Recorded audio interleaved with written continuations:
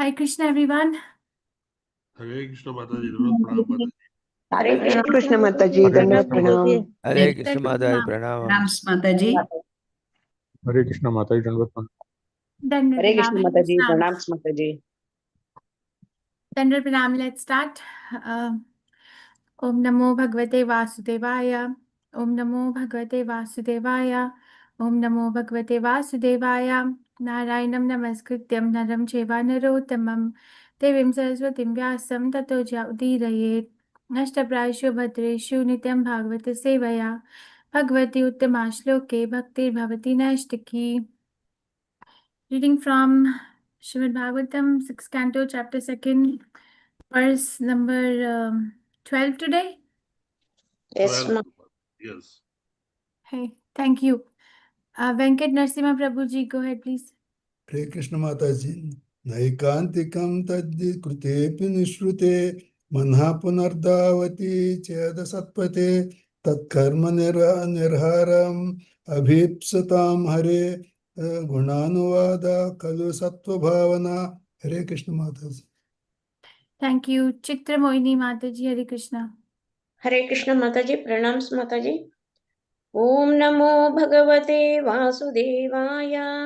नैकांतिकं तद्धि कृतेऽपि निष्कृते मनः पुनर्धावति चेद सत्पथे तत्कर्म निर्हारम् अभीप्सतां हरे गुणानुवादा खलु सत्वभावनः।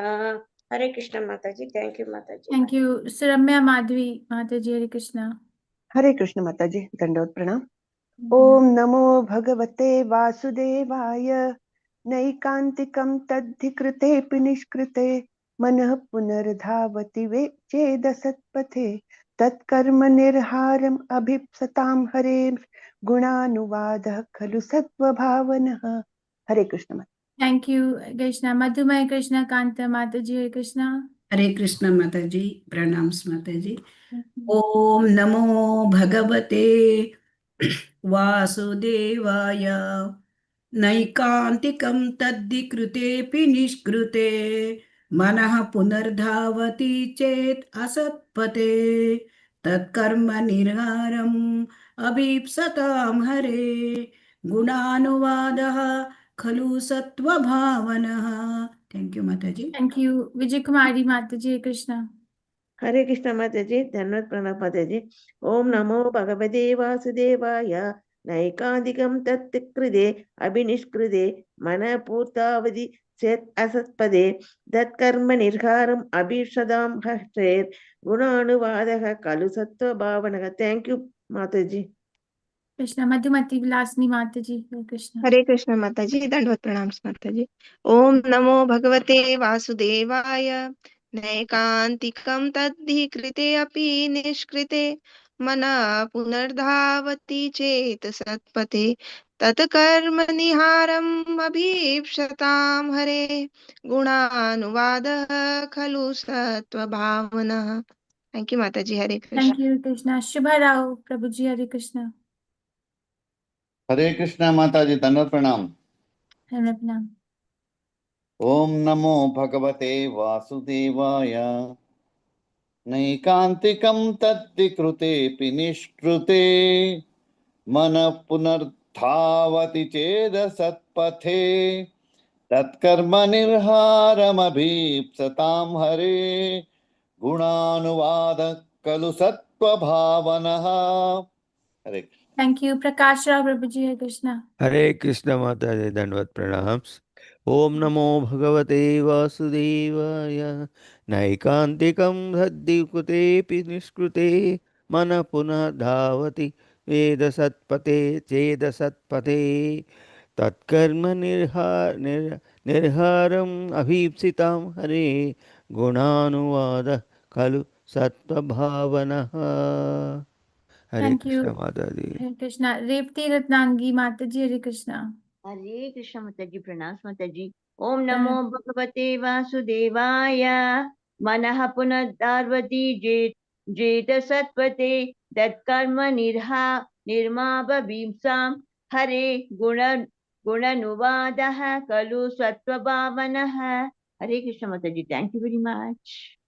Krishna Pranandini Madhavi Mataji Krishna. हरे कृष्ण माता जी प्रणाम माता जी ओम नमो भगवते वासुदेवाय नैकान्तिकं तद्धि कृतेऽपि निष्कृते मनः पुनर्धावति चेत् असत्पथेः तत्कर्मनिहरम् अभीप्सितं हरेर् गुणानुवादः खलु सत्त्वभावनः हरे कृष्ण माता जी थैंक यू माता जी Uttama Padma Mataji Hare Krishna. हरे कृष्ण माता जी ओम नमो भगवते वासुदेवाय नैकान्तिकं तद्धि कृतेऽपि निष्कृते मनः पुनः धावति चेत् सत्पथे तत्कर्मनिर्हारम् अभीप्सतां हरे गुणानुवादा खलु सत्त्वभावनः हरे कृष्ण माता जी Thank you. Usha Devati Mataji Hare Krishna. हरे कृष्ण माता जी प्रणाम माता जी ओम नमो भगवते वासुदेवाय नैकान्तिकं तद्धि कृते अपि निष्कृते मनः पुनः धावति चेत् असत्पथे तत् कर्म निर्हारम् अभिसातं हरे गुण अनुवाद कलौ सत्व भावनः थैंक यू माता जी हरे कृष्णा Krishna. नैकान्तिकं तद्धि कृते अपि निष्कृते मनः पुनर्धावति चेद् असत्पथे तत्कर्म निर्हारम् अभिस्पतां हरेर् गुणानुवादः खलु सत्वभावनः not ekantikam absolutely cleansed tat the heart he because krite very nicely performed api although nishkrite atonement mana the mind punha again dhavati runs chet if asatpate on the path of material activities tat therefore karma nirharam cessation of the fruitive reactions of material activities Apispatam, for those who seriously want Hare of the Supreme Personality of Godhead, Guna Anuvadaha, constant chanting of the glories, Khalau, indeed, Sattva Bhavanaha, actually purifying one's existence. Translation by His Divine Grace Shri Prabhupada Shabad Ki Jai. The ritualistic ceremonies of atonement recommended in the religious scriptures are insufficient to cleanse the heart absolutely because after atonement, one's mind again runs towards material activities. Consequently, for one who wants liberation from the fruitive reactions of material activities, the chanting of the Hare Krishna mantra or glorification of the name, fame, and pastimes of the Lord is recommended as the most perfect process of atonement because such chanting eradicates the dirt from one's heart completely. Purport by His Divine Grace Shri Prabhupada Shabad Ki Jai. The statements in this verse have been confirmed previously in Srimad Bhagavatam, 1st canto, chapter 2nd, verse number 17. Shrinvatam swakatha Krishna punya shravana kirtanaha hridyantasto hi abhadrani vidhonoti suhrat satam.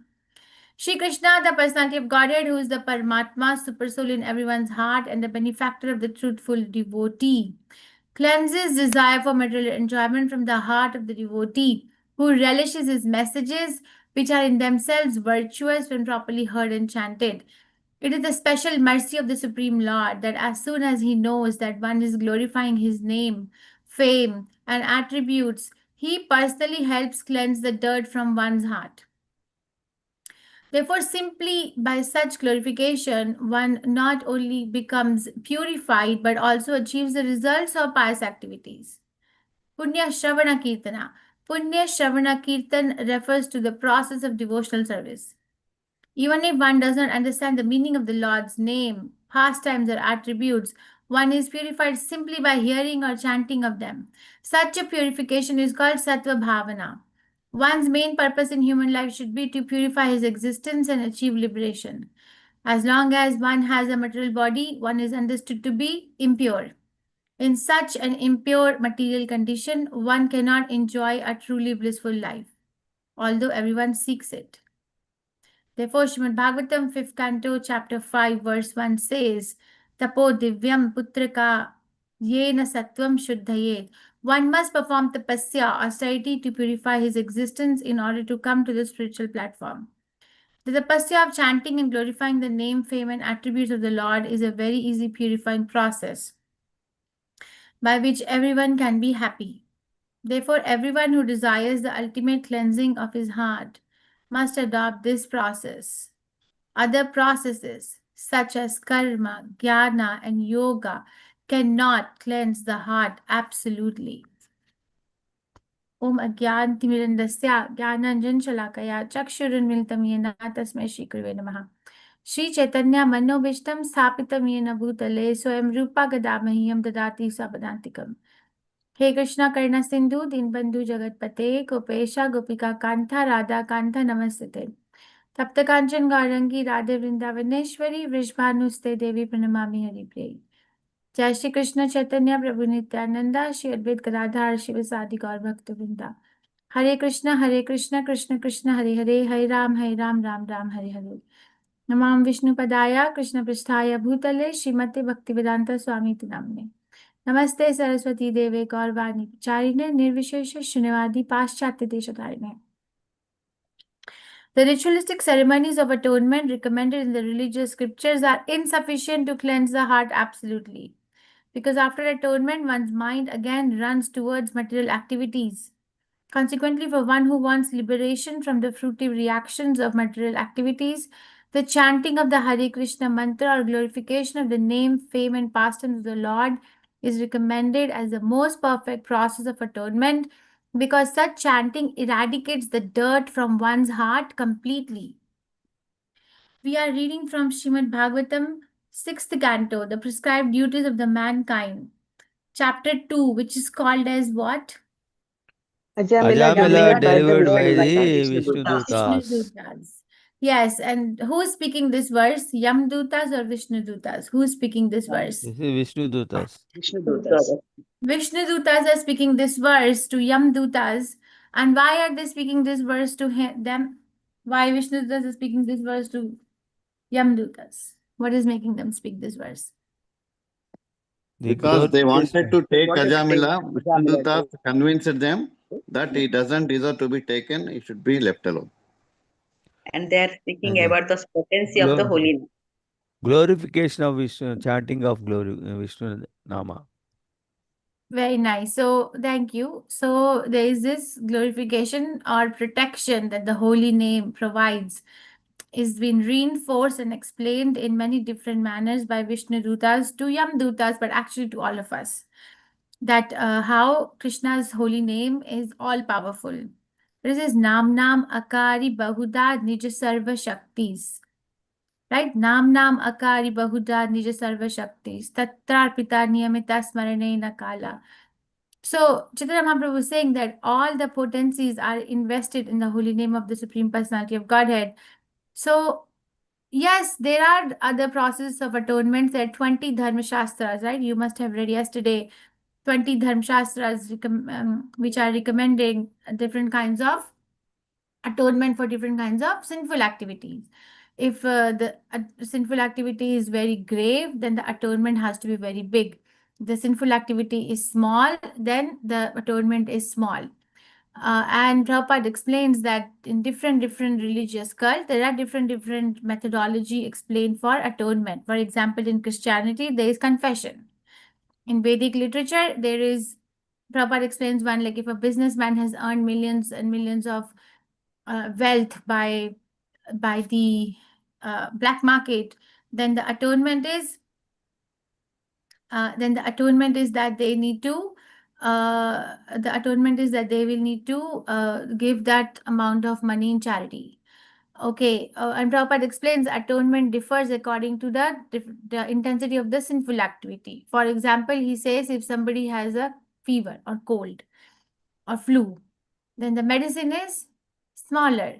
But if somebody has tuberculosis, then the medicine is more intense. So depending on what is the intensity of sinful activity, proportionately there is atonement which is prescribed. But what is the setback, or what is the deficiency in this particular process of atonement? It is insufficient because it doesn't purify the heart. It doesn't purify the heart where the propensity to commit sinful activities reside. So one again wants to do the sinful activity again. Srila Prabhupada gives example of syphilis. Say if somebody contracted syphilis because of the illicit relationships and the person goes to the doctor gives charges a heavy fees, gives a very heavy dose of injection, and the person becomes cured. Right? Srila Prabhupada explains, but then what happens that a sane person will not try to do the same activity which led to the which led to the disease. But because the mind is impure, again the person goes and commits the same thing, and again it goes on, because the mind drags a conditioned soul helplessly to the sinful activities. And Arjun brings this up in Bhagavad Gita, right? How does Arjun bring this up in Bhagavad Gita? What is that question that Arjun puts forth in front of Krishna? अथ केन प्रयुक्तोऽयं पापं चरति पुरुषः अनिच्छन्नपि Varshney बलादिव नियोजितः. So he asks, how come a person is forcefully attracted to do sinful activities anichannapi, without his desire also? Yes, thank you. So anicca and balad, like there is no ichha, there is no desire, and this balad as if forced to do. There's this force which is acting that I have to do. Okay, and there's so many innumerable. Actually, because the mind is more powerful than the body, the gross body.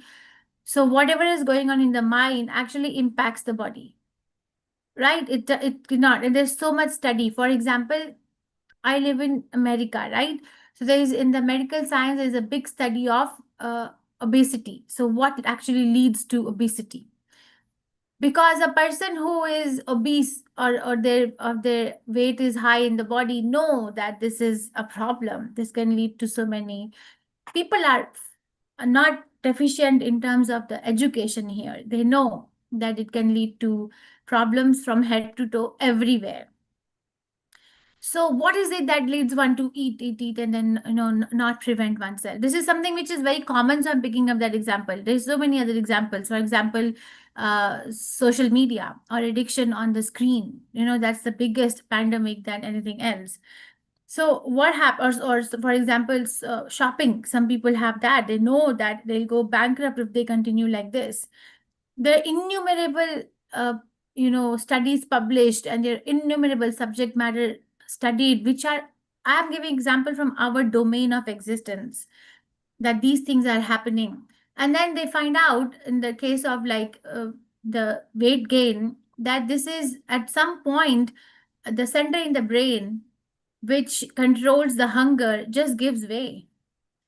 It just gives away, and then cannot control. You cannot control. If hunger center is so, the threshold has become so high that it just person doesn't feel hungry, even though they can see that their body is slowly deteriorating. And then they figure they want to target the treatment to stimulate the hunger center to make it full, to make the person full. Like, that's the science behind what they're doing right now. And so many other addictions we can figure out. Prabhupada is writing it in the purport that as long as one has the material body, one is considered impure, even though each one of us want to have a blissful life, but we cannot because we have the material body. So we need to figure out and introspect that where is my addiction? It is going to be there. It is not possible. If we say, oh, I have nothing, then good, then maybe help others who have. But it is going to be there, that we are dragging our mind into something which actually we know. There is a place of knowing in each one of us because of the presence of Paramatma in the heart. This is not good for me. But I cannot restrict myself from doing it. What is it? And what do I do about it? The process is chant Hare Krishna very sincerely, not to eradicate one sin, but to actually help purify the heart completely from any further sinful activities. It is like, if somebody has, let's say, a skin cancer, okay? Somebody has skin cancer and they want to go to an event. So there are two ways of approaching it. One is a patchwork, like cover it up by some sort of a makeup, cover it up so that you can present yourself in a nice manner, but there is cancer underneath. And the Other way is to eradicate it completely from the root. Just take the cells out from the body so that they don't exist. Which one is more potent? The patchwork, the makeup, because the person cannot see it, or the eradication? Which is more potent? Eradication. Eradication, Mataji. Yeah, so that's what Hare Krishna movement is about. It actually takes away that cancerous propensity to fall sick again and again into the material modes of nature. We cannot help ourselves. Krishna says this in Bhagavad Gita. If there is a little bit of a humility, understand we cannot help ourselves. Krishna says this in 7th chapter Bhagavad Gita. What does he say? Devi hi esha gunamaye mama maya durattaya. Right, Devi hi esha gunamaye. This is very, very mama maya durattaya is very, very strong. Okay, but mam evaye prapadyante. What is it? Devi hi Mame esha gunamaye. Mame Pedam Tarantite. Maya metam tarantite. Tarantite. Right, Maya thank you. Yeah, so Krishna is giving us this heads up that listen, you are in trouble. Accept it. And also accept that I'm the only one who can take care of the trouble. So atonement, karma, gyan, all these processes are not going to lead to the propensity to commit further sinful activities because we are in a vicious cycle, because the heart is not cleansed. So what is it? Chant Hare Krishna. The magic is in the beat bag. Chant sincerely, of course, not to counteract the sinful activity. That we are not taking chanting as a process of atonement. Okay, we are taking chanting as a process of reviving our lost relationship with the Supreme Personality of Godhead. Otherwise, it becomes an offensive chanting. That, okay, I'm going to do all these offensive activities or sinful acts, but I'm going to come home and chant a few more rounds. A devotee of Krishna is highly sensitive to sinful acts. They can pick it up more than other people can. They can pick it up sooner. That this is not something which is right, because the antenna become very sensitive because of the chanting of the Hare Krishna Mahamantra, that don't go there. This place or this person, this place, this association is not going to be helpful. Yeah, do you get this place of knowing by virtue of chanting Hare Krishna? Do you get this more than other people can actually? Yes, Yes, Mataji. Mataji. Yes, Yes, Mataji. Yes. you must get it. Yes. It is not possible that it's not happening and you're chanting Hare Krishna. Hare Krishna chanting is going to play its magic depending on how intensely, deeply, attentively we are chanting, and along with how much courage are we mustering up to propagate the movement, because it's an art.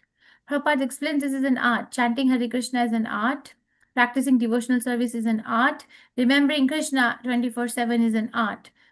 And there are so many people who did this art, so many devotees. Like he gives example of Arjun, he's fighting the war, but he's remembering Krishna. Amrish Maharaj, he's ruling the entire world. This is not simple, okay? If you are the head of your household, are you able to remember Krishna 24/7? Managing the household affairs 24/7, are you able to remember? No, Mataji. No, Or there is Mataji. this Very it difficult. goes in and out, in and out it goes, right? So here is Amrish Maharaj managing the affairs of the whole world, and he's completely absorbed in the service of the Supreme Personality of Godhead.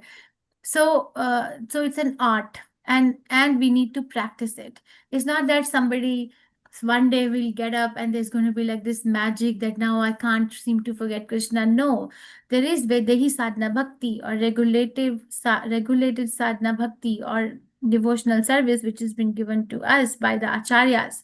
There is a reason, because the mind needs training. And the mind will say, no, you don't need training, but you do need training. Okay, so no need to listen to the baseless propaganda that mind has it on its own. My friend Chiti Shakti, she says, you know, the mind has it figured out. She says, well, if we do something, don't think that we did it by accident.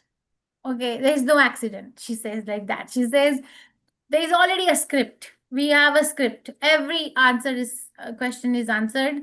There's already a script as to why I did this and what made me do this choice, that everything is there. At a very subtle level, all these the conversations have already happened, and then the mind has, convinced the intelligence to go and act.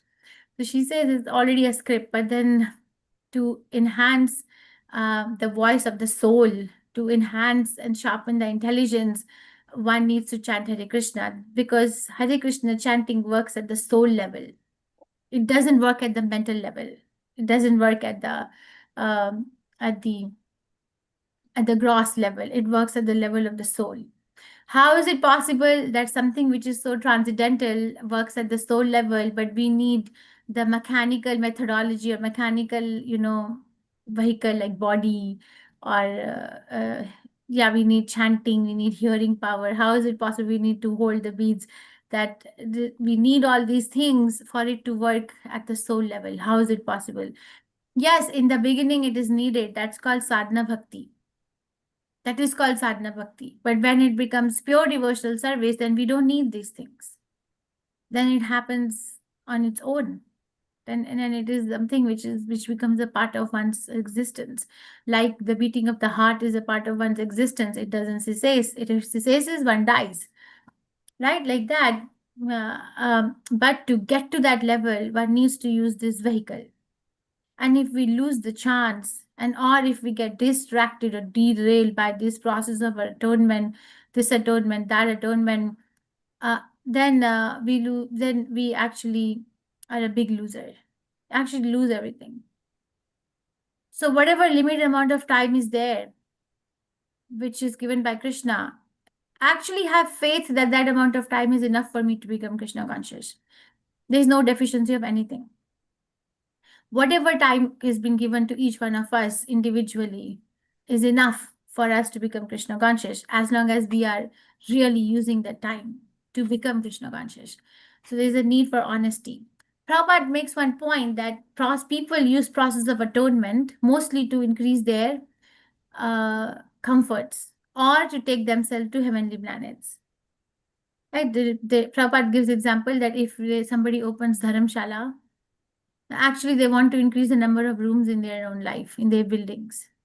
Okay, now let me open one dharamshala on a side. So like that, there are like, people are doing this with some ulterior motive, which is better than not doing anything. I'm not saying that, but this is the charity in the mode of passion. And charity in the mode of passion is not going to lead to the ultimate goal. And we are not sitting here to criticize or analyze or, find faults. We are sitting here to make our own choices. That do I also want to be a party there, or do I want to choose something else? That's the vision of a devotee. The devotee is not trying to find fault. One time one person asked, I might be going a little tangential now, in a class, and we had a class on grief. It was a class on grief. Jyoti Shakti was giving. One person asked that this world so many calamities are happening. That time COVID was going on. So many calamities are happening. I think the calamities are still happening. Whether you look at in the globe, you look at Eastern Hemisphere, Western Hemisphere, Northern, Southern, everywhere. Is there any part of this world, any part where there is no calamity happening? Any part? No, Mataji. Any No part? Everywhere. There is no part. It is happening in the air, it is happening on the land, it is happening in the water, it is happening everywhere. Right? So says, okay, so he said that it gives a feeling of fear, that I'm actually sitting in a very fearful place. It's always there's something happening, and it gives a very depressing view of the world. So and I'm always feeling very sad. That's what the person was saying. So how do you reconcile between, okay, now you have chanting Hare Krishna, and then there are calamities happening every moment, everywhere. And there is this sadness that we are dealing with, and then we are supposed to be happy when we chant Hare Krishna. So how do you bridge this gap? So she said, you see, we are entering a golden age of Kali Yuga. We are in golden age of Kali Yuga. So sometimes the importance of what we have is only known when nothing else works. Like nothing else is going to work. So actually chanting Hare Krishna, or this movement of Hare Krishna or Krishna consciousness, is like a golden sun which is rising in the middle of all these hopeless environment. And then it will increase more and more, because that will be the only thing that we can hold on to. So actually nothing is happening without the plan of the Supreme Personality of Godhead. Not even a blade of grass moves without the permission of the Supreme Personality of Godhead. So if there are so many calamities happening, so we actually broaden our vision to see that my faith, my longing for the Hare Krishna Maha Mantra is going to increase even more and more, because there is absolutely going to be nothing remaining that I can hold on to. Nothing.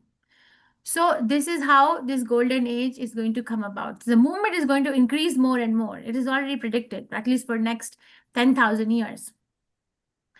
But why do Krishna need to bring so many calamities for it to increase more and more? Because we have to become hopeless from everything else, as much as we have to become hopeless with the process of atonement that Vishnu Dutas are saying. And once we become hopeless in taking refuge in anything else, then there is no calamity. Then Queen Kunti, the pure devotee, she prays that let it happen again and again. Because when happening calamities again and again means that I don't see the death and birth again and again. Of course, we are not at that level, but this is the understanding of a devotee of this particular world from a scriptural aspect. Okay, you open a newspaper, you open a TV news, or you open a radio, or you strike a conversation with anyone. Most of the thing is what calamities are happening, what accident happened, what disease is spreading, what is happening. So it could be a very, very pessimistic view of the world, but we know as devotees that it is pessimistic, because it is also a play by the Supreme Personality of Godhead to increase our longing for Him. So we don't get dismayed, we don't get derailed, we don't get unstable, even if there is the most severe suffering, because Hare Krishna chanting is acting at the soul level. It is not acting at the level where the suffering is going on. And the suffering of the material world can only touch the body, or at the most the mind. But Krishna, I think the story will come later on. Krishna can protect us from everywhere. Like Samba and Duryodhan's daughter. I think the story will come later on. That Prabhupada will give example that how if we take shelter of Krishna and Balram, then okay, the body's gonna die. Okay, the body's gonna get diseased. Okay, but I will still be very protected. I will always be in that, sheltering arms of the Supreme Personality of Godhead. So set the goal right. Set the tune right. Follow the process which is right and assured. I think I spoke so much. Any questions, reflections, realizations, or corrections? I understand that the atonement recommended in all the religious scriptures is not sufficient, because it doesn't eradicate the propensity to further commit sinful activities. But chanting Hare Krishna is so powerful that it acts at the root level. And we all have that ability. We all have that access. So we are all extremely fortunate. We read this in Bhagavatam earlier, right? That even the demigods want to take that birth that we have. So access that fortune thoroughly. Questions, reflections, realizations, corrections, complaints?